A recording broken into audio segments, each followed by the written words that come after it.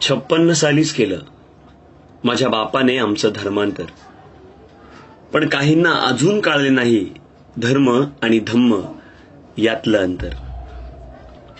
मिळतायत सुखसोयी म्हणून धम्मात येऊन बसले, पण 33 कोटी देवांच्या चिखलात फसले ते फसलेच. दरवर्षी देवी देवतांना नारळ चढवतात आधी. दरवर्षी देवी देवतांना नारळ चढवतात आधी. आठवतंय का रे माझ्या बापाने 5 रुपयांचा हार मागितलेला कधी?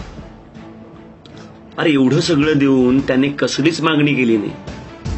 फक्त 22 प्रतिज्ञा पाळा म्हणाला, त्याशिवाय तुम्ही सुधारणार नाही. त्या एका मागणीची पूर्तता तुम्ही करू नाही शकला. पहिल्यापासून शेवटपर्यंत प्रत्येक प्रतिज्ञा चुकला.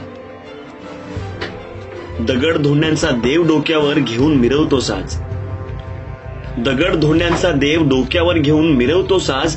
मागचा इतिहास आठव जरा, तुला कशी काय वाटत नाही रे लाज? जीव घेण्या गुलामगिरीतून तुला कोणी बाहेर काढलं? जीव घेण्या गुलामगिरीतून तुला कोणी बाहेर काढलं? तुझा देव बसला बघत बाबासाहेब मात्र धावलं. त्यांनी केलेल्या उपकारांची ही अशी परतफेड करतोस. अरे 22 प्रतिज्ञा लाथाडून आज आरती करायला दही अंडी लावायला धावतोस. विसरलास तू त्या बापाला ज्याने तुझं दुःख जाणलं. विसरलास तू त्या बापाला ज्याने तुझं दुःख जाणलं. रक्ताचं पाणी करून ज्याने तुला माणसात आणलं. केलीस ना गद्दारी बापाशी, केलीस ना गद्दारी बापाशी. आता परत आमच्यात येऊ नकोस.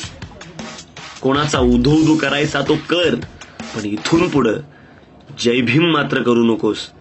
जय भीम मात्र करू नकोस.